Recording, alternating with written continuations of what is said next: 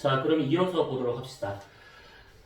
우리가 지난 것까지 한 것이 결국 이제 좌표계에 대한 얘기인데, 이 좌표계를 이제 어디다 써먹을 것인가에 대한 것이 이제 지금부터 나오게 되는 겁니다.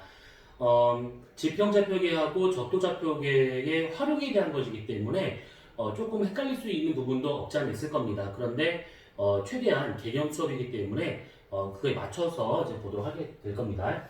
자, 우선 지금부터 하게 될 내용들은 뭐냐면 지구의 운동부터 해서 이제 달의 운동, 그 다음에 행성의 운동, 이게 세 가지 운동에 대한 것을 볼 것인데, 오늘은 시간 관계상 지구의 운동 중에서 자전에 대한 부분밖에 하지 못할 듯 싶습니다. 빠른 시일 내로 다시 다른 내용에 대한 것을 업로드할 테니까 그거는 그때 가서 보시로 하고, 자, 우선 지금 이걸 보도록 합시다. 자, 지구의 운동 중에서 먼저 자전입니다. 자, 이게 천체가 운동을 한대요. 지구를 포함해서 천체가 운동한답니다. 그러면 제일 먼저 하게 될 것은 뭐냐면 어느 쪽 방향으로 얼마만큼 빠르게 운동하는가를 먼저 알고 있어야 그것을 뭐 우리가 겉보기 운동을 찾아낼 수가 있는 것들입니다. 그래서 우선은 지금 보시게 되면 지구의 자전, 그러면 빠르기는 아까 잠깐 얘기한 것처럼 한 바퀴 도는데 걸릴 시간이 24시간 걸리기 때문에 시간당 15도씩 지구는 자전하고 있더라라고 하는 겁니다. 그리고 지구의 자전 방향은 우리가 북극에서 이렇게 내려다 봤었을 때 이제 북극에서 이렇게 쭉 올라가서 우리가 내려다 본다라고 가정한다 치면 그때 지구는 반시계 방향으로 자전합니다. 그래서 그 얘기를 우리가 서에서 동방향이다라고 이렇게 표현할 수도 있는 것인데, 이거를 좀 잘 기억하고 있어야 됩니다. 이 두 가지는 기본 중에 기본이에요. 정말 기본 중에 기본인 거니까 꼭 기억을 해줍니다. 자, 그러면 이거를 토대로 해서 지구의 운동을 우리가 어떻게 얘기할 수 있는 거냐면 몇 가지가 소개될 겁니다. 여기 있는 이 내용들을 전부 다 알 필요는 없습니다. 그냥 나온 김에 소개를 하는 것 뿐이에요. 자, 먼저 가장 중요한 것은 천체 일주 운동. 자, 일주라는 말은 하루 동안의 주, 달리는 운동이라는 뜻으로 해석하시면 됩니다. 그러니까 우리가 자전하는 것을 못 느끼잖아요. 그렇기 때문에 하늘에 있는 천체들이 움직이는 것처럼 보입니다. 하루 동안에. 뭐 일례로 태양과 같은 경우 그렇죠. 동에서 떠서 서로 지고, 달도 동에서 떠서 서로 지고, 별도 동에서 떠서 서로 지고, 아무튼 이런 식으로 떠서 지고 하는 모든 운동들, 그래서 하루 동안 할 수 있는 모든 운동들을 일주운동이란 말을 쓰는데, 이 일주운동은 뒤에 따로 빼서 설명할 거니까 이런 게 있다 정도만 우선 받으시면 되고, 밑에 보시게 되면 인공위성의 서편 현상이 있습니다. 인공위성이 시간이 지나면 계속 서쪽으로 치우친 현상을 말하고 있는 것들이죠. 그러니까 뭐냐면 지구가 자전을 해요. 지구가 지금 이쪽이 서쪽이 되고 이쪽이 지금 동쪽이 되고 있고, 여기가 지금 북남이 되고 있습니다. 이쪽 방향으로 지금 지구는 자전하고 있는 중이에요. 근데 보다시피 인공위성은 자신의 궤도를 따라서 움직이고 있는 것들인데, 여기서 말하는 위성은 궤도위성을 말하고 있는 겁니다. 정지위성이 아니에요. 궤도위성 그러면 자신의 궤도를 그냥 지구 자전이 어떻게 되든 상관없이 계속 자신의 궤도만 따라서 움직이는 것들인데, 이것이 이렇게 돌다 보면 지금은 우리가 요 지점 어딘가를 지나갔지만 얘가 한 바퀴 돌아 다시 오는 동안에, 그 돌아오는 동안에 지구가 자전을 해버리죠. 그러면 이 인공위성이 다음에 지나갈 위치는 그보다 약간 서쪽에 있는 어느 지점을 지나갈 거다라고 하는 겁니다. 그래서 계속 궤도를 따라 돌기만 하면 지구가 알아서 자전하고 있기 때문에 지구의 모든 지점을 다 스캔할 수 있다는 얘기죠. 그래서 이런 식으로 나타날 수 있는 것이 인공위성의 서편현상이라고 말을 하는 겁니다. 우선 이런 현상이 있다 정도만 우선 참고를 해두시면 될 것 같습니다. 자, 그 다음에 전향력이라고 하는 요 힘이 나와요. 전향력. 전향력은 앞서 여러분들도 공부를 해서 알다시피 실제 존재하는 힘은 아니고 지구와 자전을 하기 때문에 한쪽으로 쏠리는 것처럼 보이는 겉보기 현상입니다. 알짜 힘이 아니에요. 방향만 틀어주는 가상의 힘입니다. 그래서 이런 식으로 그 전향력이라고 하는 것이 코리올리라는 사람이 처음 정리했기 때문에 그 사람의 이름을 따서 코리올리의 효과 또는 코리올리의 힘이라고 표현하고 있는 것들이죠.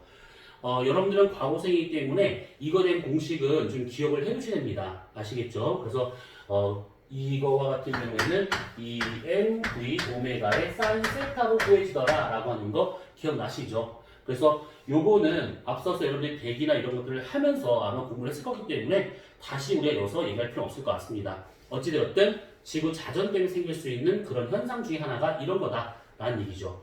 자, 그 다음에 푸코 진자의 진동면 회전이라고 하는 것이 있습니다. 푸코라는 사람이 지구의 자전을 실험적으로 증명한 그런 것인데 이 진자가 물리에서 말하는 그런 단진자가 아닙니다. 아주 큰 진자예요. 중세의 성당에다가 매달아 놓은 그 진자인데 이 진자를 이게 처음에 잡았다가 딱 놔요. 그러면 이게 왔다가 따겠죠. 얘는 이제 아무도 건들지 않고 얘만 왔다 갔다 합니다. 왔다 갔다 하는데 그동안에 지구와 자전하다 보면 이 왔다 갔다 하는 이 진동면이 돌아가는 것처럼 보이더라. 돌아가는 것처럼 이렇게. 그래서 이 진동면이 돌아가는 것을 한 바퀴 도는데 걸리는 시간을 1주기라고 치면 그때 그 주기와 같은 경우에는 사인 세타분의 24시를 구할 수가 있어요. 한 바퀴 도는데 걸리는 시간을 1주기라고 친다고 그러면 얘가 이 정도로 해가지고 구할 수가 있는 것인데 예를 들면 세타라고 하는 것은 위로가 되고 있으니까 만약에 0도인 적도에서 만약에 이 푸코 진자 실험한다 그러면 사인 0은 0이니까 주기가 무한히 나온다는 얘기죠. 그 말은 회전을 하지 않는다는 뜻입니다. 그리고 만약에 90도인 지역에서 이 푸코 진자의 진동면 실험을 한다 라고 하면 90도니까 1 나오겠죠. 그러면 하루에 한 바퀴씩 회전한다는 뜻이고 우리나라 같은 중위도 30도 지역에서는 2분의 1이 나오기 때문에 48시간에 한 바퀴씩 회전하고 있는 것처럼 보이더라라는 겁니다. 그래서 이거는 관련된 내용을 여러분들이 공부를 하면 그때 가서 하시면 되는 것이고 우선은 지금 이거를 뭐 그림을 그려가면서 막 하기에는 약간 시간이 아까우니까 이런 게 있다 정도만 알고 있어도 됩니다. 학교에서 만약에 수업을 하셨다라고 하게 되면 이런 공식들 썼다 줬다 하는 공식들 기억을 하고 있어야 되는 겁니다. 자, 그 다음에 자유낙하하는 물체의 동편현상이라고 하는 것이 있는데 이 얘기는 뭐냐면 이 위에서 지구 위로 쭉 올라가서 얘를 어떤 물건을 딱 놔요. 그러면 얘가 자유낙하를 하겠죠. 이 자유낙하하는 동안에 지구가 자전하니까 얘가 한쪽으로 쏠려서 떨어지더라 라고 생각하시면 되는 겁니다. 근데 여기서 주의할 점은 뭐냐면 지구가 서에서 동으로 자전하고 있으니까 물체를 떨어뜨리면 떨어지는 동안에 서에서 동으로 자전하니까 서쪽 어딘가로 떨어지는 거 아닌가요? 라고 의문을 생각하실 수 있을 거예요. 맞아요. 그런데 이 물체에서 떨어뜨린다라는 이 지점도 사실은 지구 중력권 안에 있는 거기 때문에 지구와 같이 돌고 있는 겁니다. 그쵸? 그러면 지구 중심에서 멀리 떨어져 있을수록 이 회전하는 이 각속도는 똑같겠지만 회전하는 각은 똑같겠지만 여기에서의 접선 속도는 아무래도 이 중심에서 멀리 떨어져 있을수록 더 크겠죠. 선속도라는 개념으로 생각하시면 되는 겁니다.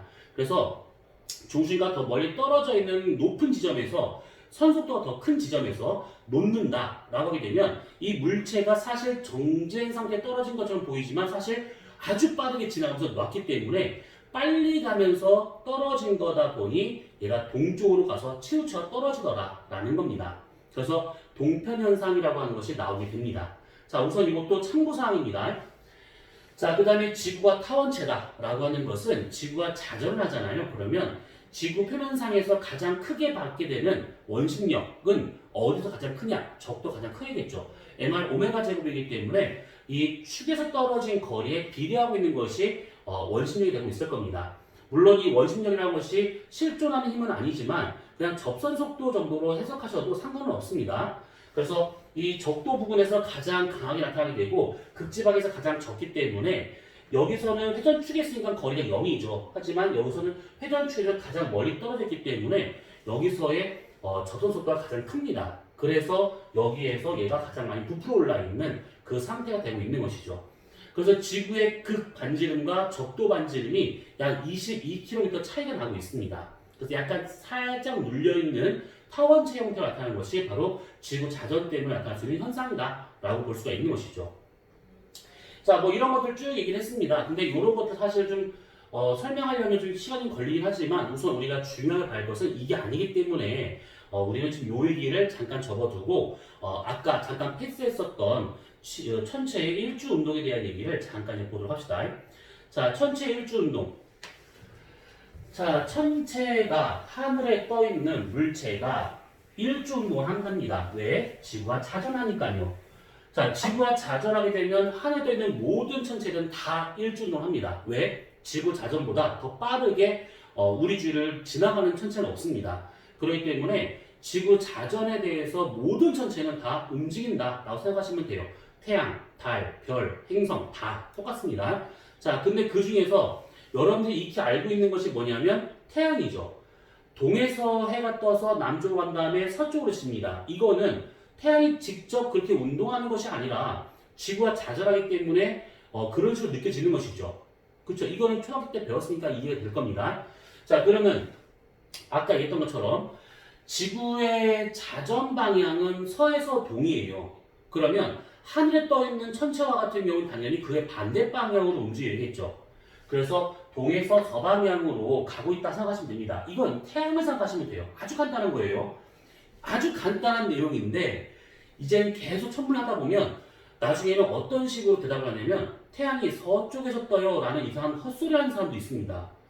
동서, 서동 계속 헷갈리니까 나중에는 태양이 서쪽에서 뜹니다 라는 헛소리 하는 경우도 있는데 잘 기억하시면 됩니다. 무조건 동에서 서로 지는 것이죠. 동에서 떠서 서로 지는 거. 간단한 겁니다, 이거. 그 다음에 지구 자전이 시간당 15도이기 때문에 천체들도 다 시간당 15도씩 일주운동을 합니다. 단, 지구랑 가까이 있는 달은 이게 안 돼요. 지구랑 가까이 있는 달은 달의 공전 속도를 우리가 감안을 해야 되기 때문에 시간당 15도가 안 나옵니다. 요 얘기는 우리가 달에 대한 얘기를 하면서 그때 볼 거니까 지금은 달을 포함한 모든 천체는 시간당 15도씩 동에서 서로 가더라 라고 여러분들이 기억하고 있으면 되는 겁니다. 됐죠? 자, 그러면 이렇게 되고 있는데 중요한 것은 요 밑에 있는 요 그림입니다. 그런데 이 그림을 우리가 하기 전에 먼저 이걸 생각하시면 돼요. 자, 여백이 어디 있을까? 여백이 어디 있을까? 여백이 없네요. 여백이 없네. 그냥 여기다 그냥 그릴게요. 여기다가요. 네. 자, 뭐냐면 이 그림을 이해하기 전에 먼저 우리가 이걸 가져봐야 됩니다. 천구가 있어요. 천구. 자, 그러면 우리가 천구 적도를 한번 이렇게 그려볼 겁니다. 그 다음에 여기가 천구의 북극, 여기가 천구의 남극입니다. 가운데 지구가 이렇게 들어가 있는 상태죠. 자, 그러면 지구의 자전 방향은 앞서 얘기한 것처럼 이쪽 서에서 동방향으로 가고 있습니다. 자, 그러면 이렇게 있는 상태에서 천체들이 이 천구에 박혀 있는 거예요. 모든 천체가 다. 우리가 그 천체까지 거리는 감안하지 않는다고 했습니다. 근데 모든 천체가 다 이런 식으로 천구 면에 박혀 있는데 우리가 자전을 못 느끼기 때문에 이 천체들은 반대 방향으로 일주운동하는 것처럼 보인다 했습니다. 그래서 어떻게 표현할 수 있는 거냐면 여기 있는 우리 자전을 못 느끼지만 천구면에 박혀 있는 이 천체들은 지구 자전과 반대 방향으로 해가지고 이렇게 도는 것처럼 보이더라라는 겁니다. 지구 자전과 반대 방향으로 해서 이렇게 가는 것처럼 보인다라는 얘기예요. 자, 그랬을 때 지구가 자전축이 이렇게 있으면 한 바퀴 이렇게 돌잖아요. 그러면 자전을 못 느끼는 우리는 하늘이 한 바퀴 도는 것처럼 보이게 되는 겁니다. 반대 방향으로. 자, 그랬을 때 나오는 요거 있죠, 요거. 어떤 별이 여기 있다라고 가정을 하고 이 별이 하루 동안에 이렇게 움직인 길, 이걸 뭐라고 그러냐면 이것을 일주권이라고 말을 합니다. 일주권. 자, 앞서 우리가 잠깐 얘기했습니다. 천구라는 구조 중에 뒤에 무슨 권이라고 쓰여지는 단어들은 그 권을 원으로 생각하시면 된다라고 했던 거 기억날 거예요. 자, 일주권이래요. 그러면 뭐냐면 일주, 하루 동안에 움직이는 권, 원이란 뜻이에요. 하루 동안에 천체가 움직이는 원이란 뜻인데 보시면 여기는 이 별이 요렇게 우리 지구 주위를 이렇게 한 바퀴 돈에 걸리는 요 길을 일주권이라고 하는 겁니다. 별이든 달이든 태양이든 뭐든 상관없습니다. 하루 동안에 움직이는 것은 모두 다 똑같기 때문에 일주권은 다 나오게 돼요. 그래서 이 일주권이라고 할 수 있는데 여기서 중요한 점이 나와요. 뭐냐면 일주권이라고 하는 것은 어쨌든 간에 다 이렇게 나타나죠. 그 얘기는 뭐냐면 얘가 지금 천구적도죠. 요거 하얀색 선 요거. 천구적도와 나란합니다. 천구적도와 평행이에요. 정말 잘 보십니다. 일주권은 천구적도와 평행한 선이라고 생각하시면 돼요. 이게 지금 우리가 봤었을 때 이렇게 보니까 아 그런가 보다 할 텐데 문제는 이렇게 안 나와요. 이게 나온 것이 아니라 내가 지구 안에서 어느 쪽 하나를 봤었을 때 라는 식으로 나옵니다. 그러면 아주 복잡해져요. 그러니까 그때 꼭 찾아봐야 할 것은 뭐냐면 천구의 북극, 천구의 적도 이거를 찾으면 되는데 만약에 천구 적도를 못 찾겠다 그러면 일주권을 찾아보시면 되는 겁니다. 일주권과 나라는 선들 중에 하나가 그 천구의 적도가 되고 있으니까 그런 식으로 찾는다라고 생각하시면 됩니다. 지금 이 말로 설명하는 것들 정말 듣고만 있으면 안 됩니다. 자, 일주권이라고 하는 개념이 나와요. 이렇게. 자, 그러면 이게 결국 뭘 말하는 거냐면 만약 어떤 관측자가 여기 북극에 서 있다라는 가정을 한번 그려보잖아요. 그러면 이게 그려지는데 그때 이 사람이 북극에 서 있었을 때, 지구 북극에 서 있었을 때 이게 천구의 적도가 되지만 이 사람들은 이게 뭐냐면 지평선이 된 것이에요. 지평선. 그쵸? 그 다음에 이 사람 머리 위 여기가 천구의 북극이지만 관측자의 머리 위가 되고 있으니까 얘가 뭐냐면 천정이 되는 거예요. 천정. 자, 그랬었을 때 이 사람을 기준으로 해가지고 모든 천체들은 이 사람 주위를 맴돌면서 이렇게 나타나게 됩니다. 그쵸? 그래서 이 그림에 지평선 밑에 있는 천체는 어차피 이 사람이 못 보기 때문에 이거를 지운다. 그럼 이 그림이 나오는 겁니다. 이 그림. 그래서 관측자를 기준으로 해가지고 이런 식으로 뺑뺑뺑 도는 것처럼 보이는 이 현상이 극지방에 서 있는 사람이라고 보시면 되는 것들이죠. 됐죠? 자, 그러면 이 그림과 이 그림이 같은 그림이다라고 하는 거 이제 기억이 나실 겁니다. 자, 그럼 정리해 봅시다. 요게 지금 지평선이라고 되어 있어요. 이게 지평선이에요. 근데 지평선이 곧 뭐가 되고 있냐면 천구의 적도가 되고 있는 것이고 그 다음에 여기 있는 이 지점이 이 사람한테는 천정이 되는 거지만 실제로는 천구의 북극이 되고 있더라. 이렇게 정리할 수 있는 것이죠. 네. 자, 그럼 이번에는 다르게 한번 그림을 그려보고 합시다. 뭐냐면 똑같이 천구가 이렇게 있는데 이번에는 지구가 이렇게 있는 것이고 지구 적도가 이렇게 있다라고 한번 가정해 볼 겁니다. 그러니까 뭐냐면 지구의 북극 남극이 이렇게 해서 자전축이 보통 우리가 이렇게 그렸는데 자전축을 이렇게 눕혀 볼 겁니다. 그러면 여기가 뭐 되냐면 천구의 북극, 여기가 천구의 남극, 그러면 요게 천구의 적도가 돼야겠죠. 천구의 적도. 자, 그러면 천구면에 박혀있는 천체들의 일주권을 그려보자면 천구적도와 나란하게 그려야 되기 때문에 이런 식으로 그려볼 수 있다는 것이죠. 일주권을 그려봤을 때 이렇게 그려볼 수가 있는 겁니다. 자, 그럼 이 그림을 왜 그렸냐? 자, 이 그림은 적도에 서 있는 사람 입장에서 본 천구의 구조입니다. 자, 그러면 이 얘기는 뭐냐면 자, 이 사람 지평선을 그려보잖아요. 그러면 지평선은 대략 이렇게 나와요. 그쵸? 자, 지평선이 그려지게 되면 그때 이 사람을 기준으로 천체들은 어떤 식의 일주운동을 하냐면 모두 다 직각으로 떠서 직각으로 치는 이런 식의 일이 벌어집니다. 직각으로 떴다가 직각으로 치는 그런 식으로 얘가 나타나게 돼요. 그리고 이 사람 머리 위 요 지점이 천정이 돼야겠죠. 자, 이렇게 이 사람이 서 있는 곳이 만약 적도다라고 하게 되면 모든 천체는 직각으로 떠서 직각으로 치는 이런 식의 모양으로 나오게 되는 겁니다. 자, 그랬었을 때 이 사람은 지평선 아래에 있는 천체를 못 보기 때문에 여기를 지우잖아요. 그러면 이 그림이 나오게 됩니다. 이 그림. 그래서 모든 천체가 직각으로 떴다가 직각으로 지는구나. 그럼 여기는 적도 지방이 되겠구나. 이렇게 생각하시면 되는 겁니다. 됐죠? 자, 그럼 다시 여기다 표시해 봅시다. 관측자 가운데 있어요. 지평선이 있대요. 그 다음에 이 사람 머리 위 여기가 천정이 되는 겁니다. 그쵸? 그러면 천정이 여기 있고 여기가 지금 뭐냐면 이 사람한테 이쪽 정북 방향인데 정북 방향에 뭐가 있냐면 천구의 북극이 있는 것이죠. 오, 그러면 여기에 북극성이 있겠구나.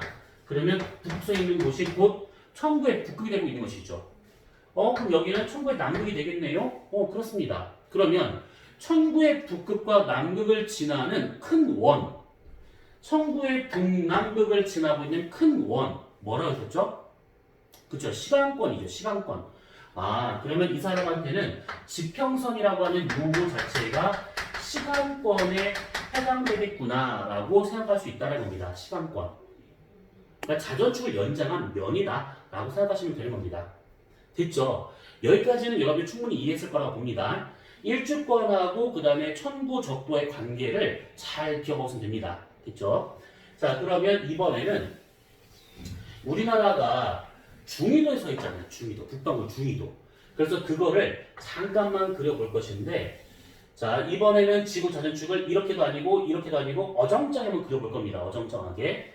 자, 지구가 요게 이렇게 있어요. 지구의 북남극이 있고요. 그 다음에 지구적도가 이렇게 있습니다. 자, 그러면 지구적도를 그대로 연장한 면이 나오는데 이게 뭐냐면 천구의 적도가 돼야겠죠. 그리고 여기를 천구의 북극, 여기를 천구의 남극이라고 볼 수가 있는 겁니다. 그러면 지구 자전 방향이 이쪽이기 때문에 일주권은 어디다 그릴 수 있냐면 천구적도 나란하게 이렇게 그려볼 수가 있는 것이죠. 이렇게 이런 식으로. 이해됐죠? 네. 자, 그러면 이 그림을 그린 이유가 뭐냐? 관측자가 지금 북반구 중위도에 서 있다라는 그거를 기준으로 그린 천구입니다. 그러면 이 사람 머리 위가 천정이 될 것이고 이 사람이 보는 하늘과 땅의 경계면이 지평선은 이렇게 그려져야겠죠. 그림 겁나 복잡해집니다. 자, 이렇게 좀 이게 빨간색 선, 이게 좀 지평선의 해명이 있다라는 거예요. 됐죠? 자, 그러면 이 그림 중에 이 사람이 어제 지평선 밑에 선체를 못 보니까 여기를 지우면 이 그림이 나와요. 이 그림. 자, 그럼 여기다 똑같이 표시해봅시다. 이 사람이 있는데 이 사람 머리 위가 천정이 되는 것이고 여기에 지금 북극성이 있는데 거기가 곧 천구의 북극이 되더라라는 것이죠. 대신에 여기서 이렇게 선을 그어봤을 때 여기에 천구 남극이 있을 것인데 안 보여요. 지평선 밑에 있는 거기 때문에. 그러니까 그건 빼기로 하고요. 자, 그러면 이런 식으로 해가지고 각 위도마다 이렇게 사람들이 있었을 때 그 사람이 보는 하늘의 일주권이라든지 일주운동의 모습이 다 다르게 나타나더라 라고 하는 것을 우리가 따져볼 수 있는 겁니다. 됐죠? 자, 그럼 여기에서 우리가 지난주에 썼던 지평좌표기 한번 잘 생각해 보세요. 뭐냐면 우리가 그때 어떤 걸 했었냐면 이렇게 지평선이 있고요. 관측자가 서 있는 상태에서 우리가 선을 이렇게 한번 그어볼 겁니다. 그럼 이 사람한테 요게 지평선이 되는 것이고 요게 이 사람한테는 수직권이 되더라 라고 했던 거 기억나시죠? 그러면 이 사람 머리 위가 천정이 될 것이고 그쵸? 그러면 수직권하고 요게 직각관계. 또 하나는 이 사람한테 우리가 이렇게 그려가지고 시간권이다 라고 가정하게 되면 여기에 북극성이 있으면서 곧 천구의 북극이더라. 그쵸? 그 다음에 시간권의 직각으로 선 하나 딱 그어보게 되면 이게 뭐냐면 천구의 적도가 되더라. 자, 기억날 겁니다. 자, 그러면 여기에서 얘네들이 이루는 요만큼의 각이 뭘 의미하는지 지난주에 다 정리했었습니다. 자, 우리가 위도, 이 사람이 서 있는 위도를 우리가 세타라고 치면 여기 북극성과 지평선이 이루는 각은 세타가 되는 것이고 요 천정과 북극성이 이루는 각, 천정거리죠. 북극성의 천정거리. 여기는 90 마이너스 세타가 되는 것이고 천구의 적도에서 이 수직선까지, 천정까지의 이 거리는 세타가 되는 것이고 여기는 90 마이너스 세타가 되더라 라고 했습니다. 자, 그러면 여기에서 중요한 각이 두 가지라고 썼었던 것이죠. 뭐냐면 하나는 요거고요. 하나는 요겁니다. 두 가지를 꼭 기억하고 있으라 했습니다. 자, 그 얘기를 왜 했냐? 자, 지금 보시게 되면 북극성의 고도는 그 지방의 위도와 같아요. 북극성의 고도는 그 지방의 위도 값과 같습니다. 그러면 여기 적도 지방이죠. 적도 지방에서 북극성의 고도는 얼마냐? 지평선이 붙어 있죠. 0도입니다. 그쵸? 그 다음에 여기 있는 이 사람한테 극지방이잖아요. 이 사람 머리 위에 지금 북극성이 있는 거예요. 90도입니다. 아, 극지방이니까 북극성의 고도가 90도가 되겠구나. 적도지방이니까 북극성의 고도가 0도가 되겠구나. 이렇게 우리가 볼 수 있는 겁니다. 그쵸? 그리고 만약에 이 사람이 지금 여기 있는 것이고 북극성이 여기 있다. 그럼 선을 찍 그어봤었을 때예요. 그러면 이렇게 그어봤었을 때 지평선과 북극성이 이루는 고도가 만약 30도면 이 지역에서의 북극성 고도도 30도가 되더라 라는 겁니다. 꼭 기억하셔야 됩니다. 북극성의 고도는 그 지방의 위도와 같은 값을 갖고 있다는 뜻입니다. 자, 그 다음에 또 하나. 지금 우리가 북극성 고도에 대한 얘기를 했고요. 그 다음에 또 하나 뭐냐면, 지난주에 했었던 것 중에 뭐가 있었냐면, 천구적도하고 지평선 이루는가. 천구적도와 지평선을 이루는 각이 90-세타라고 얘기를 했었습니다. 자, 그런데 아까 우리가 일주권을 얘기하면서 일주권은 보다시피 이 파란색 선은 천구적도와 나란해요. 나란합니다. 그러면 우리가 지금 이 그림 복잡하니까 여기다 다시 한번 그려보도록 합시다. 뭐냐면 지평선이 이렇게 있는데 여러분들이 관측자예요. 여러분들이 관측자입니다. 그러면 우리가 이쪽을 봤는데 이쪽 지금 칠판 쪽을 보는데 여러분들이 관측자고요. 마침 칠판 쪽이 지금 동쪽이래요. 그러면 태양이 뜰 때 어떻게 뜨냐면 별도 마찬가지로 행성 뭐 다 똑같은 거예요. 그거. 천체가 뜰 때 우리나라에서는 이것이 직각으로 뜨지 않아요. 이게 직각으로 뜬다는 것은 아까 얘기했었죠. 어디라고요 이게? 적도. 그쵸? 만약에 이렇게 평행하게 간대요. 지평선과. 그러면 극지방. 근데 우리나라와 같은 북반구 중위도잖아요. 그러면 별이 어떻게 뜨느냐면 뭐 모든 천체 마찬가지인데 이렇게 사선으로 뜹니다. 사선으로. 사선으로 떠요. 자, 이렇게 사선으로 뜨는데 그때 천구의 적도가 어떤 특징을 갖고 있냐면 우리나라에서 동쪽, 정확하게 동쪽 방위각으로 90도인 지점을 보시게 되면 여기 천구적도 이렇게 지나가야 되는데 요거 천구적도하고 지평선이 만나는 요 점을 우리가 동점이라고 생각하시면 되고 지평좌표계에서 말하는 동점, 북점을 기준으로 시계방에 돌려지는가 했었을 때 여기는 방위가 90도가 되는 지점이 되는 겁니다. 천구적도하고 지평선이 만나는 지점은 동점 아니면 서점이 되는 겁니다. 꼭 기억하셔야 됩니다. 이거 천구적도를 찾는 방법 중 하나예요. 이거.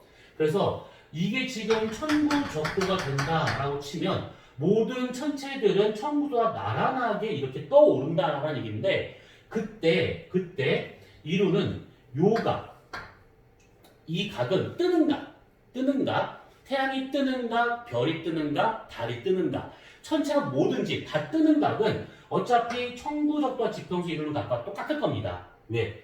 다 평행한 선이니까 요각이나 다 똑같다는 얘기죠. 그럼 얼마가 될까요? 그쵸? 90-세타가 됩니다. 90-세타. 그래서 만약에 우리나라가 지금 위도 30도에 있는 지역이다 라고 치면 태양, 별, 달, 행성 모든 천체에는 90-30도의 각으로 뜨게 됩니다. 90-30도. 그럼 얼마예요? 그쵸. 60도로 뜨는 겁니다. 이거는 위도가 바뀌지 않는 이상 안 바뀌어요. 위도가 바뀌지 않는 이상 안 바뀝니다. 그래서 이렇게 뜨는 각이 결국 90-세타가 되더라 라는 것이죠. 그러면 똑같이 서쪽을 바라보잖아요. 그럼 질 거예요. 어디다 그려야 돼? 여기다 그려주세요. 여기다가 서쪽을 바라보게 되면 여기 여러분들이 좀 서쪽이래요. 여러분들 관측자고 이쪽이 서쪽 방향입니다. 그러면 이때 서쪽 지평선과 천구적도가 만나잖아요. 그러면 이렇게 만났을 때 이게 천구적도예요. 흰색은 이렇게 만난 요 지점이 뭐냐면 서점이 되는 거예요. 서점. 방위가 270도가 되는 지점이 되고 있는 겁니다. 그러면 이게 천구적도다. 그러면 얘랑 나란하게 나란하지 않네요. 나란하게 이렇게 일주권들이 나타나게 될 것이고 그리고 그때 요 각이나 어차피 다 똑같은 각이 될 겁니다. 얼마? 90-세타.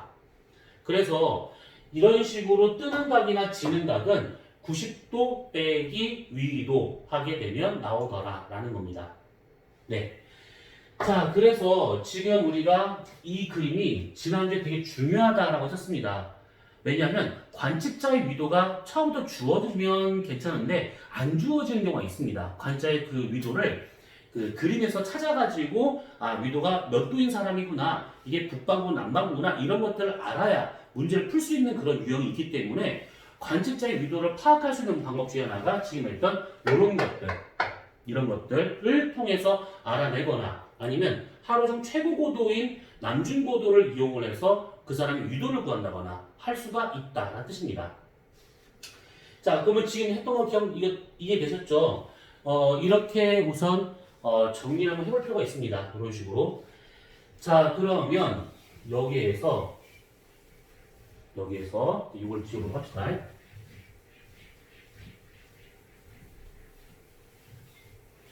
이 그림을 왜 안 지웠냐면 우리가 무엇을 보고자 하는 거냐면 요런 게 나와요. 밑에 보시면 주국성, 출몰성, 전몰성 이런 단어가 나옵니다. 자, 주국성이라고 하는 것은 뭐든 간에 이거 이름 기억하셔야 됩니다. 이거 이름 꼭 기억하셔야 됩니다. 자, 주국성이라는 것은 지지 않는 별, 항상 떠 있는 별입니다. 자, 여기서 지지 않는다, 관측을 계속할 수 있다 라는 뜻이 아니에요. 왜? 태양이 있으면 태양과 동시에 별이 같이 보이진 않잖아요. 그러니까 태양이 없다라는 전제 하에 지평선 위에 있으면 보이든 말든 상관없이 지평선 위에 있으면 그것을 주국성이라고 말하는 겁니다. 자, 그 다음에 전몰성이라고 하는 것은 뜨지 않는 별을 말해요. 지평선 아래에서만 맴돌고 있는 별. 그리고 출몰성이라고 하는 것은 뜨기도 하고 지기도 하는 그런 별이라고 생각하시면 되는 것입니다. 자, 이게 주국성, 출몰성, 전몰성이라고 하는 이 단어들이 조금 낯설 수는 있긴 하겠지만 어쨌든 간에 뜨지 않는 별, 지지 않는 별, 뜨거나 지거나 하는 별 이런 식의 별이 있구나. 왜? 위도가 달라지면 그런 별이 누구는 많이 보이고 누구는 적게 보이고 하는 것을 우리가 파악할 수 있다는 얘기입니다. 자, 그러면 요게 지금 이런 의미를 갖고 있다는 것을 감안하셔서 다시 아까 봤던 요 그림, 요거 다시 보도록 합시다. 자, 주국성이라고 하는 것은 항상 떠 있는 별이에요. 그쵸? 자, 그러면 적도지방에서의 주국성. 자, 주국성은 항상 지평선 위에 떠 있어야 되는데 보면 모든 별이 다 뜨고 지고 하는 별이죠. 아, 그럼 여기는 주국성이 없구나. 대신에 뭐가 있냐? 출몰성만 있구나. 전몰성 없습니다. 항상 져 있는 별, 항상 떠 있는 별 없습니다. 모든 별이 다 뜨고 지고 이걸 반복하고 있다는 얘기죠. 그러면 극지방에서는 어떻게 되느냐? 극지방에서는 여기에서 계속 맴돌고 있는 것이죠. 그러면 보이든 안 보이든 관측이 되든 안 되든 그건 상관없이 항상 지평선 위에 있는 별이기 때문에 여기서는 주국성이 나타나게 되는 겁니다. 그러면 전몰성이 있을까요? 있죠. 지평선 아래에 돌고 있는 별이 있을 겁니다. 그래서 여기에는 전몰성 있어요. 대신에 뭐가 없냐? 출몰성이 없는 것이죠. 뜨거나 지거나 하지 않습니다. 떠 있거나 져 있거나 뜨거나 지거나 하는 건 없어요. 그래서 극지방과 적도지방에서의 주국성과 출몰성, 전몰성이 있는가 없는가 요거를 우선 잘 따져보셔야 되는 겁니다. 자, 그러면 요거 이게 복잡하겠죠. 우리나라니까. 자, 우선 여기에서는 주국성 있을까요? 있죠. 여기 있는 이 별을 보게 되면 항상 이렇게 북극성 주위를 맴돌아요. 지평선 아래로 안 떨어집니다. 아, 그러면 주국성이 있겠구나. 그러면 출몰성이 있을까요? 없을까요? 있겠죠. 뜨고 지고 하는 별들, 동에서 떠서 서로 지는 별들 다 있을 겁니다. 그러면 전몰성 있을까요? 없을까요? 있죠. 왜냐하면 지금 이 그림에서 보시면 만약에 여기서 별이 이렇게 갔다가 이렇게 올라오면 지평선 아래에서만 돌고 있는 거기 때문에 이 사람은 이 별을 볼 수가 없습니다. 그래서 이렇게 내려갔다가 올라왔는데 기껏 올라왔더니 지평선이에요. 안 보인다는 얘기죠. 그래서 여기 전몰성도 존재하고 있더라라는 겁니다. 자, 그래서 이렇게 위도에 따라서 주국성, 출몰성, 전몰성의 종류가 누가 더 많네, 없네 이런 것들이 결정되고 있더라라는 겁니다. 자, 그러면 이런 식으로 우리가 생각을 해볼 수가 있을 것인데 정리해 두시고요. 이렇게 보면 아, 저게 뭐 어렵진 않네 아직까지는요 라고 생각할 수 있을 것인데 요것이 있어요. 주국성이 나타날 수 있는 적위 범위, 출몰성이 나타날 수 있는 적위 범위, 전몰성이 나타날 수 있는 적위 범위, 적위. 자, 적위라고 하는 것은 1900의 가로선이라고 했습니다. 오늘은 여기까지만 하고 이제 끝내도록 합시다. 자, 이거를 여러분들이 공식을 외우는 게 아니에요. 이건 공식이라 말하는 건데 이 범위를 외우려고 하면 꽤 복잡해집니다. 가급적이면 외워두면 참 좋긴 하겠지만, 네. 자, 우선은 앞서 우리가 그렸던 그림을 아주 간단하게 다시 한번 그려봅시다. 뭐냐면 북반구 중위도에 서 있는 사람 입장에서의 천구예요. 자, 이게 너무 작죠? 그림이. 어디 갔어? 그림을 약간 좀 크게 그려봅시다. 이쪽 보이나? 자, 천구가 이렇게 있고요. 그 다음에 지구가 여기 가운데 서 있습니다. 이런 식으로. 자, 그랬을 때 예를 들어서 이렇게 선 하나 그어볼 것인데 이게 뭐냐면 시간권입니다. 시간권. 자, 그럼 이게 지금 시간권이 되기 때문에 여기에는 천구의 북극, 천구의 남극이 돼야겠죠. 그럼 이 선과 직각인 선 하나를 찍 그어봐요. 그럼 이게 뭐냐면 천구의 적도가 될 겁니다. 그쵸? 자, 이 상태에서 관측자를 여기 가운데에 이렇게 세워볼 겁니다. 그러면 이 사람이 보는 지평선이 여기서 나타나겠죠. 지평선. 이 사람을 지나는 세로선을 긋는다. 수직권이 되고 있는 겁니다. 그쵸? 자, 그러면 우선은 저 위를 한번 표시해 볼 겁니다. 저 위. 자, 저 위는 청구적도를 0도로 삼아서 최대 플러스 90도부터 해서 최소 마이너스 90도까지 이렇게 잴 수 있는 각을 우리가 저 위라고 하는 것들이죠. 이 그림은 입체로 그린 것이 아니기 때문에 여러분 그냥 그대로 이렇게 나눠서 생각하시면 되는 겁니다. 자, 그러면 여기서 어떤 거를 먼저 따져봐야 되느냐면 만약에 이 별이 여기 있대요. 여기 있대요. 이 별은 지금은 여기 있지만 얘가 이렇게 올라갔다가 여기까지 온 다음에 이렇게 지겠죠. 왔다 갔다 합니다. 왔다 갔다 해요. 그러면 이 별을 포함해서 천국 북극까지 이 범위에 있는 별들은 지평선 아래로 앉습니다. 아, 그러면 이거 다 뭐냐? 주극성이구나. 그 뜻이죠. 그러면 만약에 별이 여기 있대요. 이 별과 같은 경우에는 자전축과 청구적도가 있을 것인데 청구적도가 나란하게 해가지고 우리가 선을 찍 그어보잖아요. 이렇게요. 그럼 이 별은 여기서 왔다 갔다 왔다 갔다 하면서 지평선 위로 안 뜹니다. 그럼 이게 뭐가 되느냐? 아, 전몰성이 있는 거구나. 여기 있는 별들 다 전몰성이구나. 이렇게 볼 수 있는 겁니다. 그러면 나왔죠. 여기서부터 여기까지는 전부 다 뜨거나 지거나 할 수 있는 출몰성이 되고 있더라라는 겁니다. 출몰성. 됐죠? 자, 그러면 요거는 우리가 어떻게 할 수 있냐면 지금 보시면 주극성의 범위는 주수의 범위는 이렇게 나오더라라고 된 것이 있습니다. 90도에서 90 빼기 위도각까지. 무슨 말이냐면 여기에서부터 여기까지 이만큼의 범위가 이 사람이 서 있는 곳의 위도를 우리가 만약에 세타라고 치면 여기에 박혀 있는 별이 있다 했죠. 뭐? 북극성. 북극성에서 지평선까지 이루는 여기 빨간색 지평선이니까 이루는 각이 세타라고 썼습니다. 세타. 그쵸? 자, 그러면 여기 있는 이 별의 저 위는 얼마가 되는 거냐면 90도에서 세타만큼을 뺀 거에 저 위가 될 겁니다. 아, 그럼 여기는 이 별은 90도 빼기 세타의 저 위를 갖겠구나 라는 겁니다. 이거 이해되시나요, 이거? 저 위라고 하는 것을 천구상에서 잘 생각해 보셔야 됩니다. 가로선이에요. 가로선인데 여기 있는 이 별의 저 위가 플러스 90도입니다. 그쵸? 그러면 90도에서 여기서 여기까지 이루는 각이 이게 세타래요. 세타. 그러면 여기 있는 별의 저 위는 사실 천구적도에서 얼마만큼 올라갔는가 이걸 말하는 것인데 이 각이 얼마가 나오냐면 얘가 90만 세타 나오죠. 그 얘기입니다. 똑같은 얘기예요, 이게 지금. 그래서 90도에서 세타만큼을 빼면 얘가 나온다라는 얘기죠. 예를 들면 이렇게 생각하면 됩니다. 북극성의 고도가 그 지방에 이루어졌는데 우리가 이걸 30도라고 가정했어요. 30도. 그러면 북극성의 고도가 얼마? 30도. 그렇죠. 그러면 여기서 이만큼 내려가 있는 이 별의 적인 얼마? 90도에서 30도만큼 내려간 거니까 60도. 이렇게. 이해됐죠? 그러면.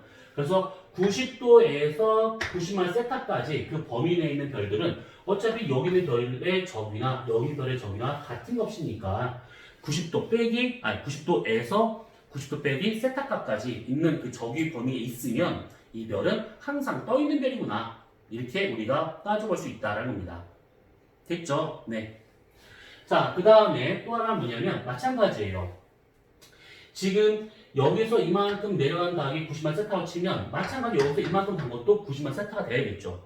그래서 여기 있는 이 별의 적이라고 하는 것은 결국 선거 남극에서 이만큼 간 각도만큼을 빼주면 되는 것인데 요 각이나 똑같은 각이 돼야겠죠. 마주보는 각이니까. 그러면 마이너스 90도에서 여기서 세타만큼을 뺀 이 별의 저기가 되면 얼마나 되냐? 90 마이너스 세타만큼